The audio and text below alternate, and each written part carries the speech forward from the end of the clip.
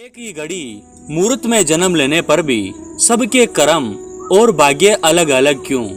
एक बार एक राजा ने विद्वान ज्योतिषियों की सभा बुलाकर प्रश्न किया। मेरी जन्म पत्रिका के अनुसार मेरा राजा बनने का योग था। मैं राजा बना, किंतु उसी घड़ी मुहूर्त में अनेक जातकों ने जन्म लिया होगा जो राजा नहीं बन सके। क्यों? इसका क्या कारण है? राजा के इस प्रश्न से सब निरुत्तर हो गए। अचानक एक वृद्ध खड़े हुए और बोले, महाराज, आपको यहाँ से कुछ दूर घने जंगल में एक महात्मा मिलेंगे, उनसे आपको उत्तर मिल सकता है। राजा ने घोर जंगल में जाकर देखा कि एक महात्मा आग के ढेर के पास बैठकर अंगार गर्मा गर्म कोयला खाने में व्यस्त हैं। राजा ने महात्मा से जैसे ही प्रश्न पूछा, महात्मा ने क्रोधित होकर कहा, तेरे प्रश्न का उत्तर आगे पहाड़ियों के बीच एक और महात्मा है, वे दे सकते हैं। राजा की जिज्ञासा और बढ़ गई। पहाड़ी मार्ग पार कर बड़ी कठिनाइयों से राजा दूसरे महात्मा के पास पहुंचा। राजा हक्का बक्का रह गया। डर से ही कुछ ऐसा था, वे महात्मा अपना ही मांस चिमटे से नोच नोच कर खा रहे थे। राजा को महात्मा ने भी डांटते हुए कहा, मैं भूख से बेचैन हूँ, मेरे पास समय नहीं है। आगे आदिवासी गांव में एक बालक जन्म लेने वाला है जो कुछ ही देर तक जिंदा रहेगा। वह बालक तेरे प्रश्न का उत्तर दे सकता है। राजा बड़ा बेचैन हुआ। बड़ी अजब पहेली बन गया मेरा प्रश्न। उत्सुकता प्रबल थी।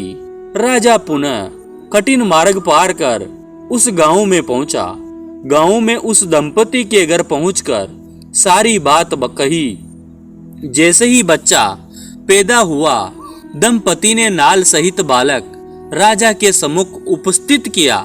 राजा को देखते ही बालक हंसते हुए बोलने लगा, राजन, मेरे पास भी समय नहीं है, किंतु अपना उत्तर सुन लो।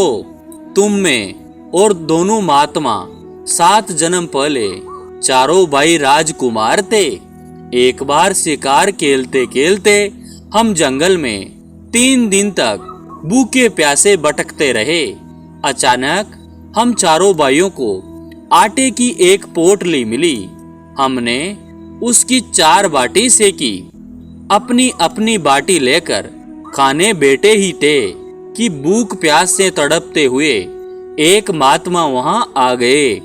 अंगार खाने वाले भैया ने उन्होंने कहा, बेटा, मैं 10 दिन से भूखा हूँ, अपनी बाटी में से मुझे भी कुछ दे दो। मुझ पर दया करो, जिससे मेरा भी जीवन बच जाए। इतना सुनते ही भैया गुस्से से भड़क उठे और बोले, तुम्हें दे दूंगा तो मैं क्या खाऊंगा? आग, चलो भागो यहाँ से। वे महात्मा फिर मांस खाने वाले भैया के निकट आए। उनसे भी अपनी बात कही, किंतु उन भाइयों ने भी महात्मा से गुस्से में आकर कहा कि बड़ी मुश्किल से प्राप्त ये बाटी तुम्हें दे दूंगा तो क्या मैं अपना मांस नोच कर खाऊंगा? भूख से लाचार वे महात्मा मेरे पास भी आए, मुझसे भी बाटी मांगी, किंतु मैंने भी भूख से देरे खोकर कह दिया कि चलो आगे बढ़ो, मैं क्यों भूखा मरूं? अंतिम आशा लिए वो महात्मा, हे राजन, आपके पास भी आए, दया की याचना की। दया करते हुए खुशी से आपने अपनी बाटी में से आधी बाटी आदर सहित उन महात्मा को दे दी। बाटी पाकर महात्मा बड़े खुश हुए और बोले, तुम्हारा भविष्य तुम्हारे कर्म और व्यवहार से पलेगा। बालक ने कहा, इस प्रकार उस घटना के आधार पर हम अपना अपना भोग भोग रहे हैं और वो बालक मर गया। धरती पर एक समय में अनेकों फल फूल खिलते हैं, किंतु सबके रूप गुण आकार प्रकार स्वाद भिन्न होते हैं। राजा ने माना कि शास्त्र भी 3 प्रकार के हैं, ज्योतिष शास्त्र, कर्तव्य शास्त्र और व्यवहार शास्त्र। जातक सब अपना किया दिया लिया ही पाते हैं, यही जीवन है। गलत पासवर्ड से एक छोटा सा मोबाइल नहीं खुलता, तो सोचिए गलत कर्मों से जन्नत के दरवाजे कैसे खुलेंगे।